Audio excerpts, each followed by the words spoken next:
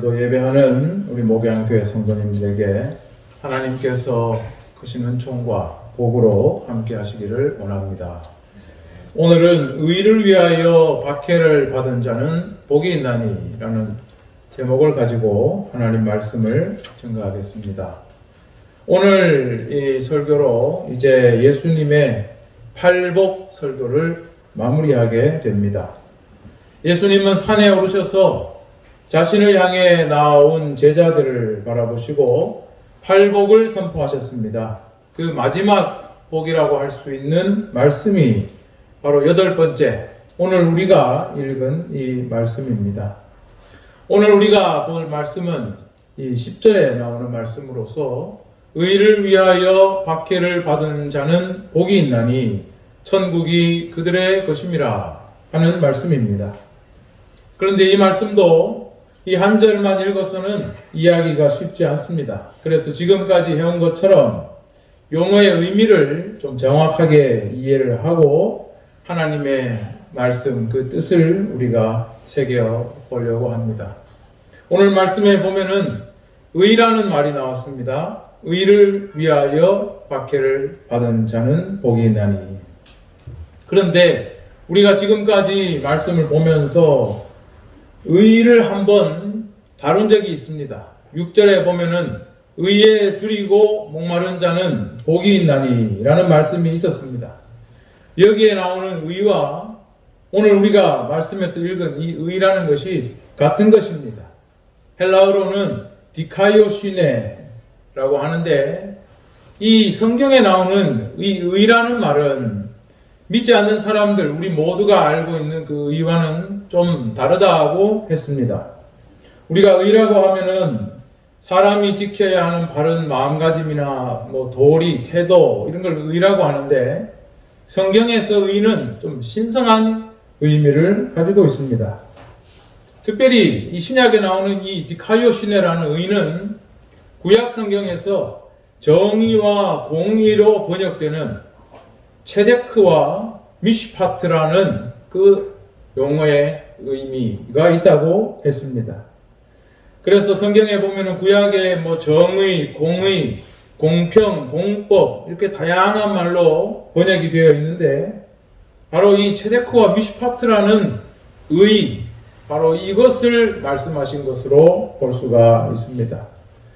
이 의는 하나님께서 이스라엘의 왕이나 지도자들뿐 아니라 백성들에게도 지키라고 말씀하신 것이었습니다. 그래서 체데크는 하나님의 법을 따르고 진실하게 행하며 특히 가난하고 억압당하는 자와 마음을 같이 하는 것, 이걸 체데크라고 하고 미시파트라는 것은 이런 의를 이루기 위해서 법적으로 공평하게 하나님의 그 법을 공평하게 사람들에게 적용하는 것을 미시파트라고 합니다. 그래서 이 체데크를 이루기 위해서 공평한 법 적용 미시파트를 사용하는 것입니다. 구약 성경을 보면은 하나님은 왕들에게 이 정의와 공의, 체데크와 미시파트를 행하라 하는 명령이 끊임없이 나오고 있습니다. 그리고 이것이야말로 여호와를 기쁘게 여기는 것이다 라고 말씀하고 있습니다. 그런데 우리가 구약 성경을 보면 어떻습니까? 이런 하나님의 의가 이스라엘 사회에서 다 무너져 내렸습니다. 아모스 5장 7절에 보면 정의를 쓴 쑥으로 바꾸고 공의를 땅에 던지는 자들아 그랬습니다. 정의를 쓴 쑥으로 바꾸고 공의를 땅에 던진다는 것은 이걸 다 내다 버렸다는 것입니다. 이런 말씀이 선지자들을 통해서 무수히 구약 성경에는 나오고 있습니다. 하나님은 결국 이스라엘 백성에게 진노하셨고 그들의 나라가 멸망한 것을 우리는 볼 수가 있습니다. 그런데 하나님께서 메시아를 통해 새롭게 주실 바로 그 나라에서는 하나님이 이 메시아를 통해서 정의와 공의를 굳게 세우고 그것으로 이 나라를 보존하실 것이다 약속하셨습니다. 우리는 신약에서 바로 예수 그리스도를 통해 이 의가 이루어지는 것을 볼 수가 있습니다. 예수님은 가난한 자, 병든 자, 억압받는 자를 통해 그들에게 하나님의 의를 이루어 가십니다. 또 사도 바울은 메시아이신 예수님을 통해서 주어진 하나님의 의에 대해 우리에게 놀라운 말씀을 들려 주었습니다. 그건 바로 복음 안에 나타난 의라는 건데, 세상의 모든 사람이 하나님의 의에 도달하지 못하지만 하나님께서는 이제 율법 외에 새로운 의를 주셨다. 예수를 믿음으로 말미암아 모든 믿는 자에게 미치는 하나님의 의니 이건 모두에게 차별이 없는 의다. 하나님의 구원을 모두 차별 없이 얻게 된다라고 말했습니다.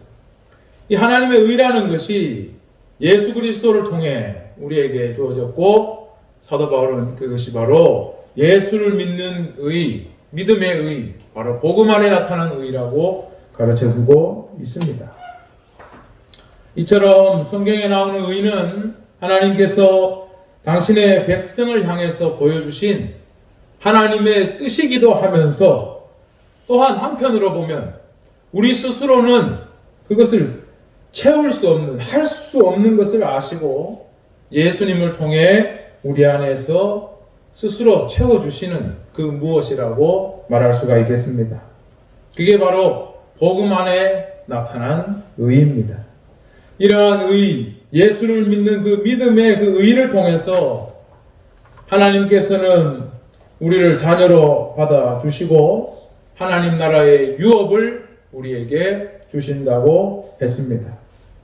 그런데 오늘 본문을 보면 예수님은 이러한 의를 위하여 박해받는 자들은 복이 있나니라고 말씀하셨습니다. 의를 위하여 박해를 받는다는 것이 뭘까요? 오늘 여기 위하여라고 번역된 이 용어는 사실 위하여라고도 번역할 수 있지만 의 때문에라고도 번역할 수가 있습니다. 헤네켄이라는 이 헬라어는 의 때문에 아니면 의를 위하여 이렇게 번역할 수 있는데, 주석을 보니까 의를 위하여 박해를 받는다고 하면 조금 능동적인 그런 느낌이 나죠. 근데 의 때문에 그러면 조금 소극적인 느낌이 나는데 다 번역이 가능하다 그렇게 말합니다. 그럼 박해라는 건 뭘까요? 우리가 교회에서 박해, 핍박 이런 말들을 참 많이 듣습니다. 그래서 저희 집에 애들도 항상 교회에서 자라나서 이 뭐 박해, 핍박 이런 말을 많이 듣고 자랐어요. 그 어릴 때 애들 혼내려고 하면 아빠가 자기를 박해한다, 핍박한다고 이런 표현을 써서 제가 많이 우리가 웃고 그랬던 적이 있습니다. 이 교회 안에서 많이 쓰는 용어입니다. 이게 어떤 뜻일까요? 대충은 어떤 뜻인지 우리가 알고 있습니다. 근데 박해라는 이 한자말을 풀어보면 닥칠 박, 뭐가 이렇게 닥쳐온다는 거죠. 그 박자에다가 해자는 해칠 해자입니다. 갑자기 닥쳐와서 해치는 것, 이게 박해입니다. 핍박이라는 거는 닥칠 핍, 닥칠 박, 갑자기 뭔가가 확 엄습해 다가오는 이런 것을 핍박이라고 말하기 때문에 경제적인 어떤 곰핍 상황이 갑자기 닥쳐오는 것, 뭐 이런 것도 다 쓸 수가 있는 말입니다. 영어 성경에는 이 박해를 뭐라고 했냐 하면 persecute라고 했는데, 이것은 적대적인 감정을 가지고 누군가를 대하는 것, 이걸 persecute라고 합니다. 그래서 사람들이 요즘 많죠. 인종차별 이런 거 되게 많이 나오죠, 뉴스에. 인종이 달라서, 종교가 달라서, 뭐 민족이 달라서 서로를 차별하고 적대적으로 대하는 것들이 뉴스에 보면 많이 나오는데, 그런 것들을 persecute라고 합니다. 그런데 박해라고 번역된 이 말의 헬라어 원어는 뭐냐 하면 디오코라는 말인데, 사실은 의미가 조금 다릅니다. 이 디오코라는 말은 어떤 의미가 있냐 하면은 추격하는, 공격적으로 추격한다는 그런 의미가 있습니다. 우리가 이 박해로 번역해 놓은 이 말은 공격적으로 추격한다. 아주 바쁘게 모든 힘을 쏟아서 끝까지 추격하는, 그걸 디오코라고 합니다. 그래서 우리가 생각을 해보면 예수님 말씀이 의를 위하여 박해를 받은 자들, 지금까지 박해를 받아온 자들이죠. 그들은 복이 있다, 이렇게 말씀하셨는데, 의를 위하여 박해를 받았다는 게 뭘까? 우리는 그런 박해는 받아본 적이 없으니까 상상이 잘 안 됩니다. 그런데 누군가가 나를 공격적으로 추격해온다고 한번 생각을 해 보십시오. 예전에 제가 봤던 영화 중에 도망자라는 것이 있었는데, 이 사람은 누명을 쓰고 계속 경찰의 추격을 피해 도망을 다닙니다. 잠을 자도 불안하고 밥을 먹어도 불안합니다. 갑자기 들이닥칠까 봐. 우리가 동물의 왕국을 보면 초원에서 그 톰슨 가젤이 시냇물 물을 먹을 때 귀를 쫑긋 세우고 풀숲에 사자가 있지는 않을까, 이 물속에 혹시 악어가 있지는 않을까 바짝 긴장하고 물을 먹는 것을 볼 수가 있습니다. 누군가가 계속 나를 추격해 온다는 것은 바로 그런 긴장과 두려움과 불안 속에서 살아가는 것이죠. 의를 위해 박해를 받은 자들은 바로 의 때문에 그러한 삶을 살았던 것입니다. 그런데 의를 위해 박해받은 자들에 대해 더 잘 이해할 수 있는 말씀이 사실은 오늘 본문 안에 나옵니다. 그게 12절 말씀입니다. 오늘 10절에서 12절 말씀은 연결이 되어 있는 내용입니다. 이 12절 마지막에 보면 이런 말씀이 있는데, 너희 전에 있던 선지자들도 이같이 박해하였느니라. 선지자들이야말로 의를 위하여 박해를 받은 장본인들이라는 말씀입니다. 이스라엘을 향한 하나님의 의가 제대로 이루어지지 않고 왕이나 지도자들은 백성을 오히려 쥐어짜고 탄압하고 정의와 공의는 다 갖다 내다 버렸을 때, 이걸 자기 목숨을 내걸고 직언을 하고 하나님의 의를 실현하라고 요구한 사람들이 바로 선지자들이었습니다. 선지자들이 그렇게 했기 때문에 이들은 왕이나 권력자들에게 당연히 박해를 받을 수밖에 없었던 것입니다.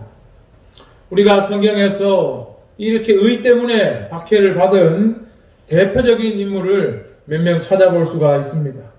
이들은 누굴까요? 어떤 박해를 받았을까요? 대표적인 인물로 엘리야를 들 수가 있습니다. 엘리야는 예수님이 오시기 전 800년, 900년 전에 살았던 사람입니다. 그런데 이 엘리야는 우리가 성경에서 모세나 사무엘처럼 아주 위대한 선지자로 그렇게 손꼽는 인물입니다. 왜 이 사람을 그렇게 위대한 선지자로 볼까요? 이 사람이 바로 굉장한 의를 위해 박해를 받았던 사람이기 때문입니다.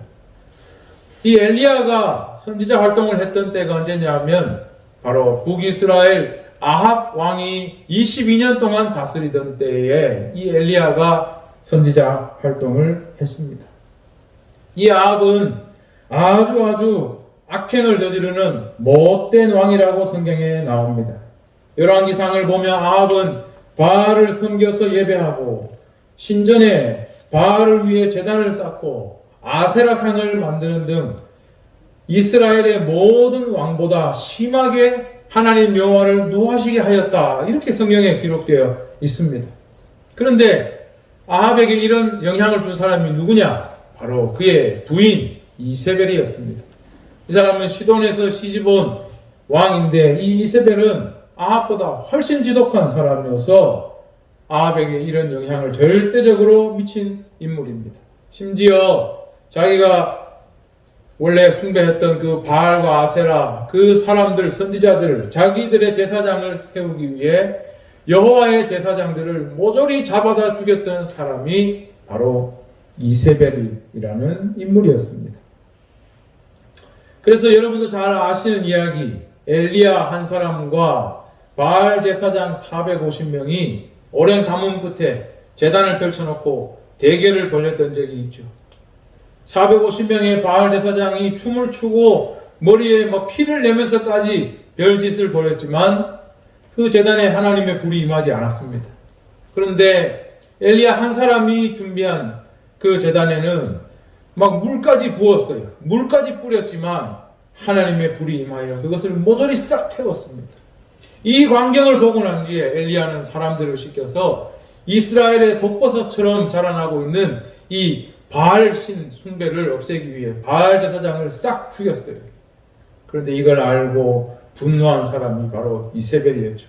자기가 심어놓은 걸 이 엘리야가 모두 죽였기 때문에 그때부터 혈안이 되어서 이 엘리야를 잡으러 다녔던 겁니다. 그런데 이 엘리야의 도피 생활이 얼마나 힘들었으면 하나님께 요청을 합니다. 하나님, 내 생명을 그만 거두어 주십시오. 얼마나 박해가 힘들었으면 그런 요청을 했겠습니까? 또 우리가 아는 한 인물 예레미야가 있습니다. 이 예레미야는 유다가 멸망하기 전에 예언 활동을 했던 선지자입니다. 이 예레미야는 유다의 5 왕의 통치 기간에 활동을 했습니다. 요시야, 여호아스, 여호야김, 여호야긴, 시드기야. 근데 이 요시야 왕 빼놓고 나머지 4 왕은 참 불행했던 시기죠. 나라가 막 망해가던 시기였기 때문에. 그러다 보니 나라의 멸망을 있는 대로 그대로 하나님 뜻으로 전했습니다. 그러니 얼마나 많은 핍박을 받았겠습니까? 거짓 선지자들은 어떻게든 낙관적으로 이야기했습니다. 이 나라는 망할 일이 없다. 하나님이 지켜주는 나라다. 유다와 예루살렘은 절대 망하지 않는다. 그런데 예레미야는 처음부터 멸망을 예언했기 때문에 모든 사람들이 그를 박해했고 매국노 취급을 받았습니다. 심지어 예레미야는 사람들에게 매를 맞고 구덩이에 갇히거나 시위대의 뜰에 갇히기도 했고 나중에는 애굽으로 끌려가기까지 했습니다. 그렇게라도 예언을 할 수밖에 없었던 이 예레미야의 심정을 우리는 예레미야 20장 7절 9절에서 확인할 수가 있습니다. 여호와여, 주께서 나를 권유하심으로 내가 그 권유를 받았사오며 주께서 나보다 강하사 이기셨으므로 내가 조롱거리가 되니 사람마다 종일토록 나를 조롱하나이다. 내가 말할 때마다 외치며 파멸과 멸망을 선포함으로 여호와의 말씀으로 말미암아 내가 종일토록 치욕과 모욕거리가 됨이니이다. 내가 다시는 여호와를 선포하지 아니하며 그의 이름으로 말하지 아니하리라 하면 나의 마음이 불붙는 것 같아서 골수에 사무치니 답답하여 견딜 수가 없나이다. 하나님 말씀대로 예언을 하자니 나라의 멸망을 이야기해야 되고 안 하자니 답답하고 그런 심정을 예레미야가 이야기하고 있는 겁니다. 이처럼 선지자들은 의를 위해서 박해를 받았습니다. 그런데 선지자들이 박해받은 이유는 완전히 종교적인 이유뿐만은 아니었습니다. 우리가 하나님 말씀을 보면 완전히 종교적인 것과 완전히 윤리적인 것이 구분되지 않습니다. 십계명을 봐도 하나님을 사랑하라, 내 이웃을 사랑하라고 가르치고 있듯이 하나님은 우상 숭배만을 책망하시는 것이 아니라 그들 안에서 하나님의 말씀이 제대로 지켜지지 않는 것에 대해서 책망을 하시는 것입니다. 구약의 정결법만 보더라도 제사를 잘 하기 위해서 성결해야 되는데 이 성결이 삶의 정결로도 연결되는 것을 확인할 수가 있습니다. 즉 하나님을 잘 믿는 것과 의를 실현하는 것이 별개의 것이 아니라는 말씀입니다. 하나님께 제사만 잘 올려드리면 되는 게 아니라 모든 일 가운데 하나님의 뜻인 이 의를 지켜야 하는 것, 이게 중요하다는 것입니다. 그래서 사무엘상 15장 22절에는 순종이 제사보다 낫고 듣는 것이 양의 기름보다 낫다 하는 말씀도 있는 것입니다. 예수님께서 말씀하신 의를 위해 박해를 받은 사람들은 이와 같이 하나님의 뜻을 전하기 때문에 박해를 받은 것이죠. 그렇기 때문에 의를 위해 박해를 받았다는 것은 다시 말하면 이들이 진짜 의로운 사람들이라는 것을 보여주는 것입니다. 입으로 백날 사랑한다, 사랑한다 말해도 만약 정말로 사랑이 필요할 때 그거를 보여주지 않는다면 그 사랑이라 할 수 있겠습니까? 그런데 평소에 사랑한다는 말을 많이 하지는 않지만 상대방이 정말로 뭔가 사랑이 필요할 때 그때 도움을 주고 사랑을 준다면 그것이 진짜 사랑이라고 말할 수가 있겠죠. 백날 입으로 의를 부르짖는다고 의로운 것이 아니죠. 의를 위해 박해를 받는다는 것은 의를 위해서 자기 목숨을 내놓은 것이기 때문에 그가 바로 정말로 의로운 자라고 할 수 있습니다. 하나님의 뜻을 따르기 위해서 박해를 감수한 사람, 그 사람이 진짜 의로운 사람이고 바로 진짜로 이렇게 의로운 사람에게 천국이 그들의 것이다. 예수님이 말씀하신 것입니다. 그런데 우리가 생각해 보면 의를 위해 박해를 받는 삶, 누군가가 아주 미친 듯이 나를 추격해오는 긴장과 불안의 연속인 이 삶을 천국이라고 할 수 있겠습니까? 생각해 보면 그건 지옥에 가까운 삶이죠. 늘 긴장과 불안 속에 살아야 되는데 그게 어떻게 천국입니까? 그런데 예수님은 천국이 그들의 것이라 하셨어요. 그것도 앞에 나온 말씀에는 그들이 위로를 받을 것이다. 그들이 땅을 기업으로 받을 것이다. 그들이 배부를 것이다. 다 미래 이렇게 될 것이라 했는데 여기 예수님은 천국이 바로 그들의 것이다. 지금 그들의 것이라고 말씀하셨습니다. 의를 위해 박해받는 자는 바로 지금 천국이 그들의 것이라고 말씀하고 있습니다. 그 이유가 뭘까요? 저는 이 말씀을 이렇게 봅니다. 의를 위해서 자기 목숨을 내놓은 진짜 의로운 사람에게는 하나님께서 반드시 함께 하신다라는 말씀으로 저는 이해를 합니다. 예를 들면 아까 엘리야 이야기를 했는데 하나님께서 아합의 손길을 피해서 엘리야가 도망갔을 때 그를 어떻게 공개했습니까? 온 나라가 엘리야를 주시하고 있는데 어디서 밥을 먹고 삽니까? 그런데 우리가 열왕기상 17장을 보면 하나님은 까마귀를 통해서 떡과 고기를 아침 저녁으로 날라 먹게 하셨습니다. 또 사르밧 과부를 통해서 엘리야를 살려주셨습니다. 이 사르밧 과부도 먹을 것이 다 떨어져서 떡 한 번 부쳐 먹고는 이제 굶어 죽게 생겼는데 하나님은 엘리야를 거기로 보내서 엘리야도 살게 하시고 그리고 이 사르밧 과부까지 살게 하시고 그 아들까지 살게 하셨어요. 그리고 450명의 바알 선지자를 다 죽이고는 이제 이세벨이 혈안이 되어 엘리야를 죽이려 할 때 엘리야는 또다시 도망자가 될 수밖에 없었습니다. 그때 엘리야는 진짜 힘들었습니다. 그래서 로뎀 나무 아래에서 이제는 생을 포기하고 모든 걸 포기하고 있었을 때 천사가 나타나서 엘리야를 어루만지며 그를 살려주고 돌보아 주셨습니다. 이스라엘 땅에서 모든 여호와의 선지자들이 죽고 자기만 남았을 때 이제 혼자 남은 자기도 죽어야 될 때 얼마나 두렵고 또 외로웠겠습니까? 내가 무엇 때문에 이렇게 도망을 다니고 무엇 때문에 이렇게 죽느냐? 결국은 하나님 말씀 그 의를 실현하기 위해 엘리야는 도망자가 되고 이제 죽음 앞에 직면하게 된 것이죠. 그런데 하나님은 이 엘리야를 내버려 두지 않았다는 사실입니다. 특별한 돌보심으로 함께 하신 것이 이것이야말로 의를 위해 박해받은 자에게 함께 하시는 하나님 나라의 임재를 보여주는 것입니다. 이것이야말로 천국이 그들의 것이라는 말씀을 보여주는 것입니다. 의를 위해 박해를 받은 자는 천국이 그들의 것이라 하는 이 말씀은 의를 위해 박해받은 사람에게는 하나님께서 즉각적으로 함께 하시고 돌보신다.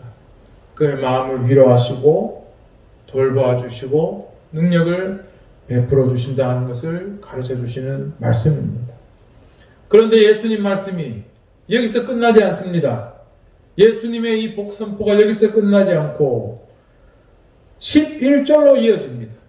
바로 그 뒤에 예수님 말씀하시기를 나로 말미암아 너희를 욕하고 박해하고 거짓으로 너희를 거슬러 모든 악한 말을 할 때에는 너희에게 복이 있다 말씀하셨습니다. 무슨 뜻일까요? 의를 위하여 박해를 받는다는 것은 하나님의 말씀, 하나님의 뜻을 위해 자기 목숨에 위협을 받는 것인데 예수님은 이제 자기 자신에 대해서 말씀하는 겁니다. 너희가 나를 위해 예수님을 위해서 똑같이 욕을 듣고 박해를 당하고 거슬러서 온갖 거짓말로 악한 말을 들으면 너희는 참으로 복된 자라 말씀하신 것입니다. 왜 이들이 복된 자들일까요? 그들이야말로 예수님을 가장 사랑하는 사람들이기 때문입니다. 예수님을 위해서 욕을 듣고 박해를 받고 또 악한 말들을 들었기 때문이에요. 이들이 욕 듣고 악한 말을 들은 이유가 뭡니까? 예수님을 사랑하기 때문에 듣는 것이에요. 의를 위해 박해받는 자는 의를 사랑하기 때문에 하나님 말씀을 지키려고 박해를 받은 것이듯이 예수님 때문에 박해받은 자는 예수님을 사랑하기 때문에 그런 박해를 받은 것입니다. 그런데 성경을 우리가 자세히 보면 참 재미난 게 11절에 보면 앞에서는 다 그들이 어떻게 될 거다, 그들이 어떻게 될 거다 예수님이 말씀하셨거든요. 그런데 여기에 보면은 너희를 욕하고 너희를 거슬려 악한 말을 할 때에는 너희에게 복이 있다. 그들이 아니라 3인칭이 아니라 2인칭으로 너희에게 복이 있다고 여기서는 말씀이 싹 바뀝니다. 왜 그렇게 했습니까? 이제 예수님은 자기의 제자들에게 말씀하고 계시는 거예요. 하나님의 의가 예수 그리스도를 통해 이제 이 세상에 나타났는데 그렇기 때문에 바로 그 예수를 위해 욕을 먹고 박해를 당하고 악한 말을 듣는 사람은 똑같이 의를 위해 박해를 받는 것과 똑같이 복이 있다라고 말씀하신 것입니다. 그래서 그렇게 예수를 위해 박해를 받은 사람들도 의를 위해 박해받은 사람하고 똑같이 기뻐하고 즐거워하라. 하늘에서 너희 상이 크다라고 약속하셨습니다. 오늘 우리가 본 이 말씀은 팔복의 결론이라고 할 수가 있습니다. 핵심은 뭐냐 하면 의를 위해서 박해를 받은 자들이 지금까지 있었듯이 이제는 예수를 위해 박해받게 될 거라는 말씀이에요. 하나님의 뜻인 의를 위해서 의를 사모해서 의 때문에 목숨을 걸다가 박해를 받았듯이 이제는 예수님을 위해 예수님을 사모하여 목숨을 걸다가 박해를 받게 될 것이라는 말씀입니다. 이것이 가능하게 된 이유는 하나님의 의가 율법과 선지자들이 말한 것처럼 이제 메시아 예수를 통해 나타났기 때문입니다. 따라서 이제 우리가 하나님의 뜻인 의를 위해 산다는 것은 하나님 말씀이신 예수를 통해서 실현되어야 하는 것입니다. 그런데 오늘날 우리 예수 믿는 사람들 중에 생각이 참 잘못된 사람들이 많습니다. 예수님 안에서 의로워진다는 것을 곡해해서 듣는 분들이 많이 있어요. 내가 예수 믿어 의로워진다는 것을 내가 뭔가를 이렇게 획득한 것처럼 착각하는 분들이 있습니다.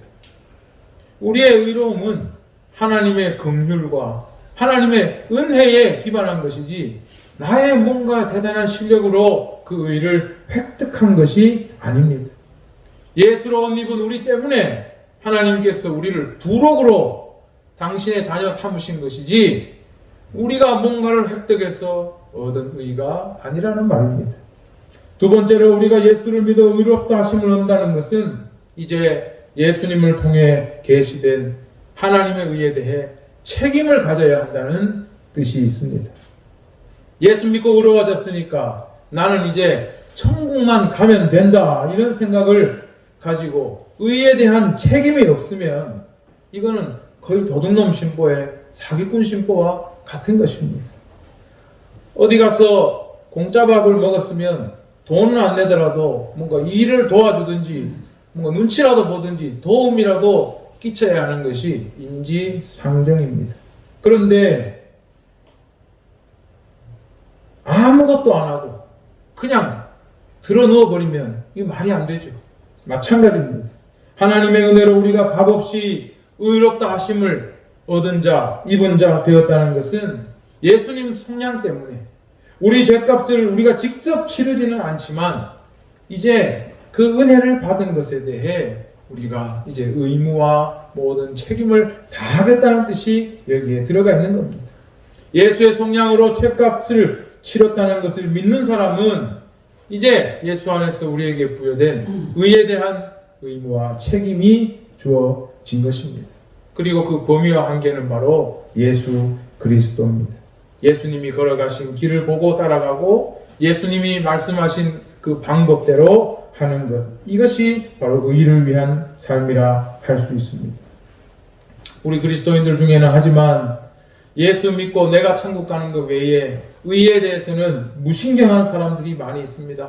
세상에 어떻게 되든 말든 어차피 멸망할 세상, 나는 천국 가면 그만이다. 남들은 죽든지 말든지 나는 상관없다. 이런 태도를 가지고 있는 그런 교회 다니는 사람들이 있습니다. 이게 예수 잘못 믿는 겁니다. 이건 성경을 모르는 겁니다. 이런 잘못된 생각은 성경을 배우고 성경을 올바른 설교를 들음으로써 반드시 교정되어야 할 것들입니다. 또한 반대로 의를 잘못 이해해서 예수님의 길과 방법을 넘어서 의를 이루려는 사람들도 있습니다. 그 목적을 이루기 위해서 음모를 행하기도 하고 폭력도 불사하겠다. 이것도 잘못된 것입니다. 우리는 항상 예수 그리스도의 길과 그 방법을 따라 의를 이루어 가야 합니다. 오늘 예수님이 선언한 이 법, 이것은 모두 예수님 자신을 결국 마지막으로 보면 향하고 있습니다. 그래서 우리가 지금까지 본 것, 가난한 자는 복이 있나니, 애통한 자는 복이 있나니, 그리고 온유한 자, 의에 굶주린 자, 긍휼히 여기는 자, 마음이 깨끗한 자, 화평케 하는 자, 이 모든 것들이 다 예수 그리스도 안에서 수렴된다는 것을 알 수가 있습니다. 이제 예수를 믿는 사람은 이제 이 예수를 믿는 자에게 이 팔복은 하나의 목표가 되고 또 하나의 책임으로 우리에게 다 부과가 된 것입니다.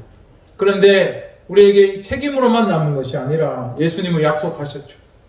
온유한 자에게는 땅을 기업으로, 의에 굶주린 자는 배부르게, 화평케 하는 자는 하나님의 아들이 될 것이다.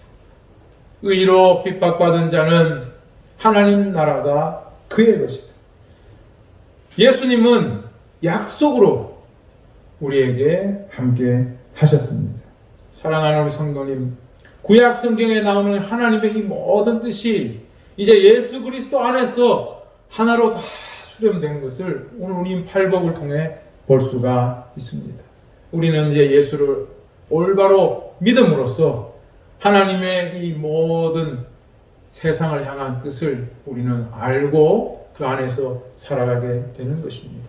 그렇기 때문에 예수님은 마지막에 자기 제자들을 향해 너희를 이라고 우리에게 말씀하신 거예요. 우리가 예수 그리스도를 바로 믿을 때 하나님의 모든 뜻이 예수 그리스도 안에서 바로 우리에게 향하시고 우리는 그 하나님의 뜻을 책임으로 또한 목표로 받아서 이 땅 가운데 하나님 나라를 이루어가는 사람들이 되어야 하는 것입니다. 사랑하는 우리 목양교회 성도님들은 예수를 온전히 믿고 하나님의 뜻을 받들어 이 땅에 하나님 나라 이루어가는 분들 되기를 주의 이름으로 축원합니다. 하나님